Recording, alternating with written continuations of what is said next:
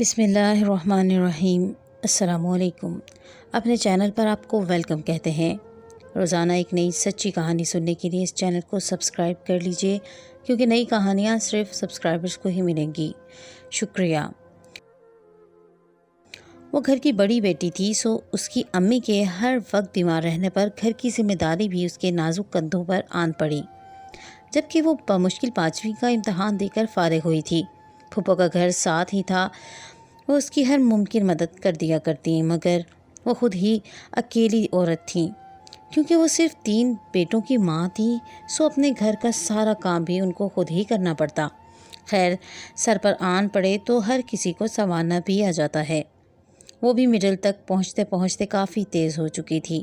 گھر کے کام، 2 چھوٹے بہن بھائی کی ذمہ داری، سب کچھ سنبھال رہی تھی کہ اچانک 8ویں جماعت کے امتحانات ختم ہوتے ہی 3 دنوں کے اندر اس کی ماں کی حالت اتنی خراب ہوئی کہ وہ انتقال کر گئیں۔ بس وہ اس بیچاری کی زندگی کے شاید آخری سکون دہ لمحات تھے۔ اس کے بعد تو روز نیا مسئلہ، وہ اکیلی جان، اوپر سے اس باپ کی بے حسی۔ وہ اداس بیٹی مستقبل کے تانے بانے بننے میں مصروف تھی۔ اس کی ماں کو دنیا سے گئے ہوئے آج 8واں روز تھا۔ اب وہ خود کو اس بھری دنیا میں تنہا محسوس کر رہی تھی۔ صرف وہی نہیں، اس کے باقی 2 بھائی بھی بے یار و مددگار ہو گئے تھے۔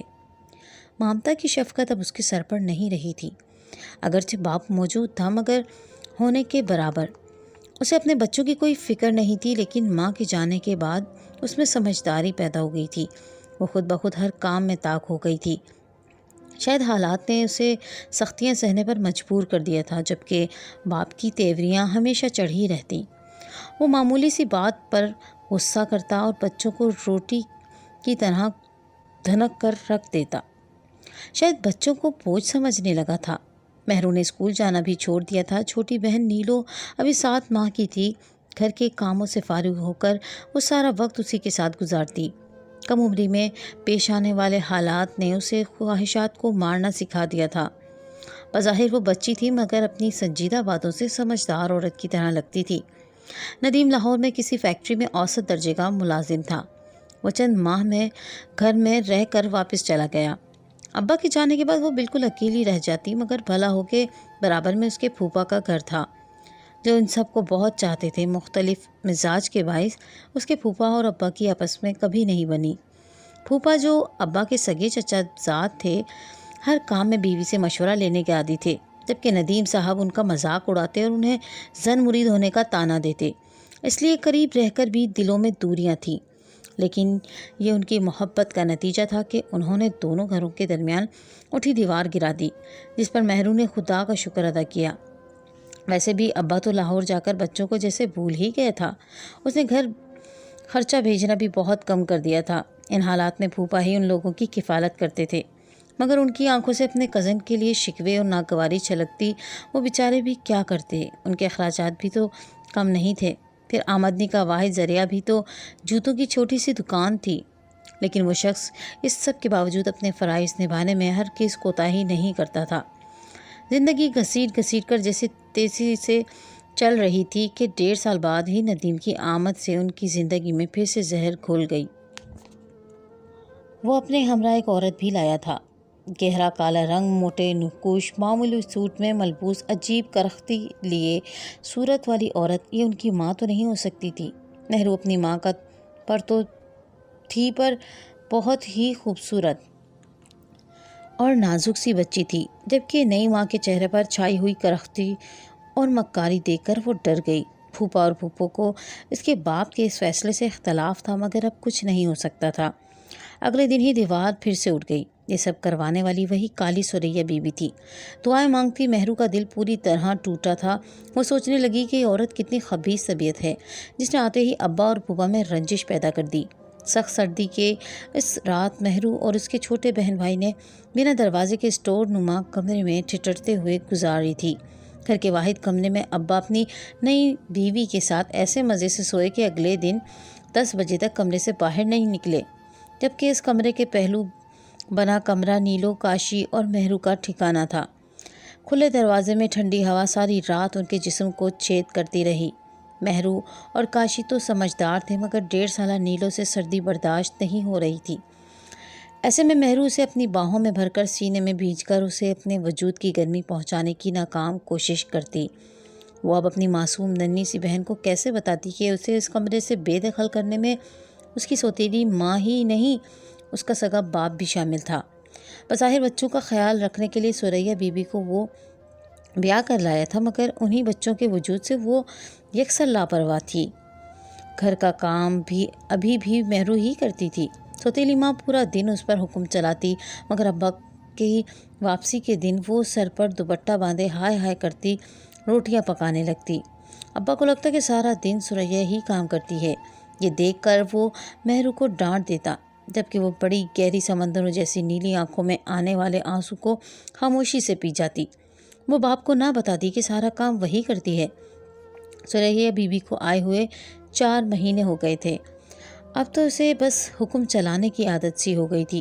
کبھی وہ مہرو سے سر میں مالش کرواتی تو کبھی اس سے اپنے پاؤں دبواتی۔ وہ بیچاری پورا دن ثریا بی بی کی خدمت میں مصروف رہتی، جبکہ وہ خراٹے بھر رہی ہوتی۔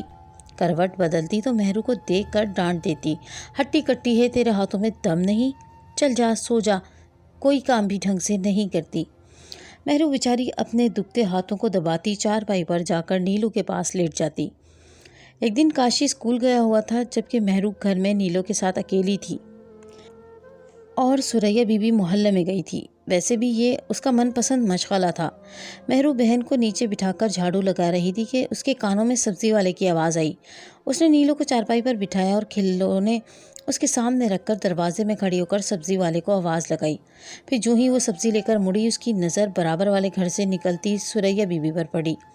اس کے چہرے پر پھیلے ناگواری کے تاثرات دیکھ کر وہ اندر تک لرز کر رہ گئی۔ جانتی تھی کہ اب اس کی خیر نہیں، اور پھر یہی ہوا۔ اس کے ہاتھ سے ثریا بی بی نے سبزی والا شاپر چھین کر فرش پر پھینکا، اس کے منہ پر ایک زوردار تھپڑ جڑ دیا اور اسے غول فول بکنے لگی۔ اس پر طرح طرح کے الزامات لگانے لگی، ساتھ ہی دھمکی بھی دے دی کہ تیرا باپ آئے گا تو اسے صاف کہہ دوں گی، سارے کرتوت تیرے بتاؤں گی، اور کہوں گی کہ لاڈلی بیٹی کی جوانی بے لگام ہو رہی ہے، اس کا بیاہ کر دیں۔ میں پڑوس میں گئی تھی، مر تو نہیں گئی تھی؟ خود تیرا باپ پردیس میں بیٹھا ہے، کل کو اگر تو نے کوئی گل کھلا دیا تب دنیا والوں کی تھوتو تو میرے حصے میں آئے گی نا، کیا جواب دوں گی میں؟ مہرو بیچاری چپ چاپ سر جھکائے آنسو بہاتی رہی۔ اس کی ذات پر کیسے کیسے الزامات لگائے جا رہے تھے، وہ اپنی صفائی بھی پیش نہیں کر پا رہی تھی۔ زندگی روز بروز مشکل ہوتی جا رہی تھی۔ وہ اس زندگی سے تنگ آ چکی تھی۔ اس کا دل چاہتا تھا کہ اسے اس قید سے رہائی مل جائے، لیکن پھر وہ سوچتی کہ اگر میں کہیں گئی تو کاشی اور نیلو کس حال میں رہیں گے؟ اماں کی روح تو تڑپ جائے گی۔ اسی بات پر وہ کوئی فیصلہ نہ کر پاتی۔ اس کو چھوٹے بہن بھائی اس کی کمزوری تھی۔ ایک روز دوبارہ بھی اماں نے معمولی سی بات پر ہنگامہ کھڑا کر دیا۔ مہرو کو پیٹنے کے بعد وہ محلے کے راؤنڈ پر نکلی، تب ہی مہرو نے ایک اہم فیصلہ کر لیا۔ اس نے ایک تھیلی میں نیلو کے چند پرانے کپڑے ڈال کر اپنا جوڑا رکھ کر بہن کو سینے سے لگایا اور جانے کے لیے تیار ہو گئی۔ اس کی ماں کو اپنی اولاد کو پڑھانے کا شوق تھا۔ وہ تو چاہتی تھی کہ میرے بچے کامیاب انسان بنے، مگر تمام خواب اور آرزوئیں ادھورے چھوڑ کر وہ اس دنیا سے چل بسی تھی۔ اماں کو یاد کرتے ہوئے اس کی آنکھوں آنسو سے بھر گئیں۔ وہ جلدی سے اٹھ کھڑی ہوئی۔ کاشی اسکول گیا ہوا تھا، اس کو خدا کے سپرد کر کے مہرو نے الوداعی نظر اپنے گھر پر ڈالی اور باہر نکل آئی۔ تیز تیز قدم اٹھاتی وہ آبادی سے کافی دور آ چکی تھی۔ تبھی ایک رکشہ اس کے قریب پہنچا۔ اس کے ذہن میں اپنی خالہ کا خیال آیا۔ رکشے والا پوچھ رہا تھا کہ کہاں جانا ہے۔ اس کی خالہ دور کہیں کسی چک میں رہتی تھی۔ دوپٹے کے پلو میں بندھا 100 کا نوٹ کھول کر اس نے رکشے والی کی طرف بڑھایا اور کہا، مجھے چک فصل جانا ہے۔ بہن کو سنبھالتی وہ رکشے میں بیٹھ گئی۔ خالہ ناظمہ اس کی بڑی خالہ تھی، مزاج میں بالکل اپنی بہن پر گئی تھی۔ ابا سے کسی بات پر خفا تھی سو بہت کم ہی ان کے گھر آتی جاتی تھی، لیکن مہرو کے دل میں اس کے گھر کے علاوہ اور کوئی ٹھکانہ نہیں تھا۔ جب اس کی ماں فوت ہوئی تھی تو اس کے ننیان والے آئے تھے۔ بچوں کو ساتھ لے جانا چاہتے تھے، لیکن ابا نے جانے نہیں دیا۔ ابا تو چاہتا تھا کہ اس کی شادی مہرو کی خالہ زاد سے ہو جائے، مگر انہوں نے انکار کر دیا تھا، کیونکہ وہ ایک بیٹی دے کر آج تک پچھتا رہے تھے۔ چک فیصل آیا تو وہ اپنی سوچوں سے باہر نکل آئی۔ اگرچہ مہرو کی خالہ ان سب کو خاص پسند نہیں کرتی تھی، لیکن پھر بھی ایک امید اور سہارا تھا کہ وہ یہاں تک چلی آئی تھی۔ اس نے گھر کا دروازہ کھٹکھٹایا تو خالو نے دروازہ کھول کر سر سے پاؤں تک اس کا جائزہ لیا۔ خیریت، تم یہاں کیسے آئیں؟ اس نے ڈرتے ڈرتے خالو کو گھر چھوڑنے کے بارے میں بتایا تو انہوں نے اسے صاف ٹکا سا جواب دے دیا اور دھاڑ سے دروازہ بند کر دیا۔ مہرو کو اس رویے کی امید نہ تھی۔ خیر، 2 گلی چھوڑ کر ماموں کا گھر تھا، جو خود تو حیات نہ تھے، ان کی بیوی اور 2 بیٹے اور ایک بیٹی ہی گھر پر ہوتے۔ انہوں نے اسے کچھ نہ کہا، اس کے لیے یہ بھی غنیمت تھا۔ فوزیہ بھابی نے پلاسٹک کے بد رنگ گلاس میں اسے پانی دیا، جسے اس نے ایک ہی سانس میں خالی کر دیا۔ اب اسے بھوک بھی لگ رہی تھی، مگر مروت کے مارے کچھ کہہ نہیں سکی۔ بھابی نے اسے کھانے کا تو نہیں پوچھا، البتہ ایک کمرے کی طرف اشارہ کرتے ہوئے کہا کہ وہاں سو جانا۔ نیلو کو اٹھا کر وہ کمرے کی طرف جانے لگی تو نیلو بولی، مجھے بھوک لگی ہے۔ اس نے فوزیہ سے دودھ کے بارے میں پوچھا تو بڑبڑاتی ہوئی وہ کچن میں چلی گئی۔ اس ذلت پر مہرو نے بمشکل امڑتے ہوئے آنسوؤں کو روکا۔ دودھ کا کپ بھابی کے ہاتھ سے لے کر وہ کمرے کی طرف بڑھ گئی۔ دوسری طرف سریا بیوی نے پورے محلے میں ڈھنڈورا پیٹا ہوا تھا، سر پر کپڑا باندھ کر واویلا کرنے لگی۔ وہ خود کو کوس رہی تھی۔ اس کے قریب بیٹھا کاشی سوچ رہا تھا کہ اماں کا منہ تو پہلے ہی کالا ہے، مزید کالا کس نے مل دی، جو اماں کہہ رہی ہے کہ میرا منہ کالا کر کے چلی گئی۔ مہرو کو کوسنے دیتے ہوئے اس کی نظر کاشی پر پڑی تو وہ کھول اٹھی، بازو سے پکڑ کر کھینچا اور لگی اس کو پیٹنے۔ جانے کتنی دیر اسے یوں ہی پیٹتی رہی کہ برابر والے گھر سے پھوپھو آ گئی۔ چھوڑ اس کو، کل منہی، تیرے اسی ظلم کی وجہ سے بچی گھر سے چلی گئی۔ پھوپھو نے کاشی کو کھینچ کر پیچھے کیا۔ نہ کیا مطلب تیرا کون سے ظلم ہوتے ہیں اس پر؟ وڈی آئی بڑی ہمدرد، سنبھالتی نہ پھر اب ان کو؟ جو کچھ ان کے ساتھ کر رہی ہے نہ، وہی مہرو کے ساتھ بھی کرتی ہوگی۔ میں کہتی ہوں اپنی زبان بند کر لے اور یہاں سے چلی جا۔ ہمارے معاملے میں بولنے کی تجھے اجازت کس نے دی ہے؟ سریا بیوی پھوپھو پر پھنکارنے لگی، تبھی ان دونوں میں ہاتھا پائی ہو گئی۔ تنگ آ کر پھوپھو گھر سے نکل گئیں اور وہ پھر سے کاشی پر پل پڑی۔ تجھے اپنی اماں کا نمبر یاد ہے مہرو؟ صحن میں وہ جھاڑو لگا رہی تھی۔ جب مامی نے اس سے پوچھا تو سہم گئی کہ کہیں مامی اسے واپس جانے کا نہ کہہ دے۔ حالانکہ یہاں بھی اسے نوکرانیوں کی طرح رہنا پڑ رہا تھا، مگر سریا بیوی کے دوزخ سے کہیں بہتر تھا، کیونکہ مامی، میں اسے اطلاع دے دوں نا کہ تو یہاں ہے، پریشان ہوتی رہے گی۔ خیر، پریشان تو کیا ہونا، پورے گاؤں میں تماشا بنا دے گی۔ مامی نے جل کر کہا، نہیں مامی، وہ پریشان نہیں ہوں گی، خوش ہوں گی، مگر ہمیں تیری خاطر خود پر الزام تو نہیں لگوانا نا۔ کیا خبر تو پہلے کہاں سے بھٹکتی ہوئی یہاں آئی ہے؟ نہیں نہیں مامی، میں اور کہیں نہیں گئی، سیدھی آپ کے پاس آئی ہوں۔ چل، پنڈ کون سا دور ہے، میں خود جا کر کہہ دوں گی۔ پر مامی مجھے وہاں نہیں جانا، دیکھ کیسے زبان چلاتی ہے، اسی وجہ سے مار کھاتی ہوگی۔ تجھے کون واپس جانے کا کہہ رہا ہے؟ مامی کے آخری جملے پر وہ خوش ہو کر انہیں نمبر بتانے لگی، جو قریب ہی بیٹھے اپنے چھوٹے بیٹے منیب سے انہوں نے ملانے کا کہا۔ ہیلو، ہاں میں مہرو کی مامی زیدہ ہوں۔ ہاں، خیر سے بول رہی ہو؟ اچھا چل چھڑ، مجھے پتا ہے تجھے زیادہ مکر کرنے کی ضرورت نہیں، یہ بتانے کے لیے فون کیا ہے کہ مہرو ہمارے پاس ہے۔ اور ہاں، ایک بات سن، اب اگر ندیم آئے نا تو اسے بتا دینا کہ یہ یہیں رہے گی، کہیں نہیں جائے گی، میں کل ہی اس کا نکاح کر دوں گی۔ مامی نے منیب کو موبائل پکڑایا، ان کی باتوں سے مہرو کی ڈھارس بندھی۔ کیا کہتی تھی وہ؟ منیب نے پوچھا۔ کہتی تھی کہ ندیم اعتراض کرے گا، میں نے بھی کہہ دیا کہ میں بھی پنچایت بٹھا لوں گی، پھر وہ میرے فیصلے پر کچھ نہیں کہہ سکتا، جہاں چاہوں گی کڑی کا بیاہ کر دوں گی۔ اور پھر وہی ہوا جو مامی نے چاہا۔ ابا کو ان کے فیصلے سے کوئی اختلاف نہیں تھا، کیونکہ اس کا خرچہ بچ رہا تھا، لیکن سریا بیوی کو بہت تکلیف ہوئی، کیونکہ ان کے ہاتھوں سے مفت کی نوکرانی جو نکل گئی تھی۔ مامی نے فوراً ہی اس کا بیاہ اپنے بڑے بیٹے طیب احمد سے کر دیا تھا۔ اس فیصلے پر فوزیہ روٹھ کر میکے جا بیٹھی۔ مامی نے پوتے کی آس میں بیٹے کی دوسری شادی کی تھی۔ فوزیہ کی 3 لڑکیاں تھیں، وہ کوئی لڑکا پیدا نہ کر سکی، جبکہ مامی کو پوتے کی چاہ تھی۔ انہوں نے اسی جنون میں مہرو اور طیب کی عمروں کا فرق بھی بالائے طاق رکھ دیا۔ طیب اس سے پورا 15 سال بڑا تھا۔ مہرو کے پاس مامی کی بات ماننے کے علاوہ کوئی چارہ نہیں تھا۔ اس نے یہ سب اس لیے قبول کیا کہ اسے اور نیلو کو تحفظ مل جائے گا، یوں ایک سادہ سی شام کو پرانے کپڑوں میں اس کا نکاح طیب احمد سے ہو گیا۔ نہ ڈھولک بجی، نہ سرخ جوڑا اس کے تن پر سجا، نہ ہی مہندی سے ہاتھ رچے، کسی نے شفقت سے سر پر ہاتھ بھی نہ رکھا۔ نکاح کے اگلے روز بڑا ہنگامہ ہوا۔ ثریا بی بی نیلو کو واپس لے جانے کی بات کر رہی تھی۔ یہ سن کر مہرو کی روح تک کانپ گئی، لیکن مامی کے آگے اس کی ایک نہ چلی۔ یوں بھی نیلو کی خوراک یہاں کم تھی، اس کی نشو و نما نہیں ہو پا رہی تھی۔ خود اس کا بھی یہی حال تھا، لیکن اسے اپنی پرواہ نہیں تھی۔ بادل نخواستہ اس نے نیلو کو تیار کیا اور ثریا بی بی کے ساتھ بھیج دیا۔ کتنے دن ہی وہ پریشان رہی، رات کو سونے سے پہلے اسی کو یاد کر کے روتی۔ ثریا بی بی نیلو کو لے تو آئی، مگر بیکار کی چیز سمجھ کر پھینک دیا۔ وہ بھی بہن کو یاد کر کے روتی تو وہ اسے اور مارتی تھی۔ وقت گزرنے لگا، نیلو 5 سال کی ہو گئی۔ اس عمر میں بچے شرارتیں کرتے ہیں، لیکن حالات کی ستم ظریفی نے اس سے اس کا بچپن چھین لیا۔ اس کی آنکھوں میں ہر وقت خوف نمایاں رہتا۔ بھائی بیچارہ خود مار کھا لیتا، لیکن گڑیا کو اپنی سوتیلی ماں کے سائے سے دور رکھتا، مگر ایسا کم ہی ہو پاتا۔ نیلو کے جسم پر پڑے نیل اور آنکھوں کے نیچے لگی چوٹوں کے نشان دیکھ کر وہ دل محسوس کر رہ جاتا اور سوچتا کاش مہرو باجی نے نیلو کو اس کے ساتھ نہ آنے دیا ہوتا۔ وہ کڑتی رہتی۔ نیلو بہت کمزور اور دھان پان سی تھی۔ مہرو نے گھر کے حالات کے ساتھ سمجھوتا کر لیا تھا۔ وہ ہر وقت گھر کے کاموں اور فوزیہ کی بچیوں کی جی حضوری میں لگی رہتی۔ اس سے ذرا سی بھی بھول بھال ہو جاتی تو پوری طرح روئی کی طرح دھنک کر رکھ دی جاتی۔ مامی کو اس کے وجود سے نہیں بلکہ اس کی کوکھ میں پلنے والے وجود سے غرض تھی۔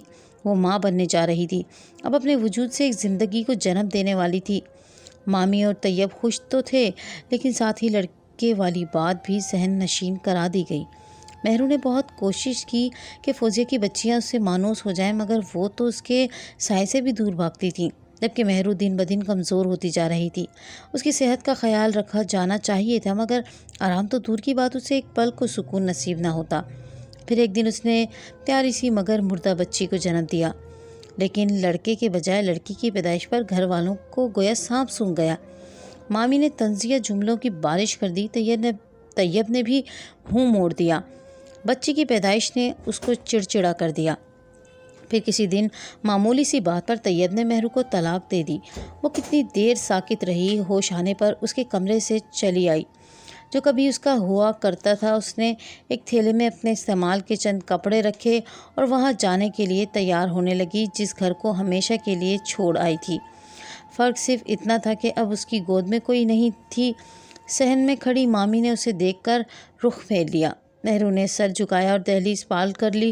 جب وہ گھر پہنچی تو چھوٹے سے صحن میں کاشی اور نیلو مٹی کے کھلونے بنا کر کھیل رہے تھے۔ بہن بھائی خوش ہو کر اس کے گلے لگ گئے۔ یہاں بھی ایک بیٹی کا اضافہ ہو چکا تھا۔ ثریا بی بی نے بیٹی کو جنم دیا تھا۔ خیر یہاں آ کر مہرو نے ایک بار پھر سے گھر کا نظام سنبھال لیا۔ ثریا بی بی کو فرصت مل گئی۔ اس نے بھی گھریلو جھنجھٹوں سے آزاد ہو کر پرانی روش اختیار کر لی، بلکہ اپنی بیٹی کی ذمہ داری بھی اس کے سر پر ڈال دی۔ ایک دن مہرو نیلو کے کپڑے بدلنے لگی تو اس کے جسم پر جگہ جگہ پڑے نیل دیکھ کر حیران رہ گئی۔ یہ کیا ہوا ہے؟ نیلو نے گئی تھی باجی۔ اس کے لہجے میں موجود خوف اور آنکھیں جھوٹ کی چغلی کھا رہی تھی۔ تم جھوٹ بول رہی ہو نا؟ تمہیں اماں مارتی ہے مہرو؟ مہرو نے اس کا چہرہ اوپر کر کے کہا تو اس کی آنکھوں میں موٹے موٹے آنسو تیرنے لگے۔ ہاں باجی، پتہ ہے کاشی بھائی کو بھی اماں نے گرم چمٹے سے مارا تھا۔ کیا مہرو تڑپ گئی۔ اس نے فوراً کاشی کو بازو سے پکڑ کر سامنے کیا جو اس کے سامنے چارپائی پر بیٹھا تھا۔ اس کی آنکھوں میں آنسو آ گئے۔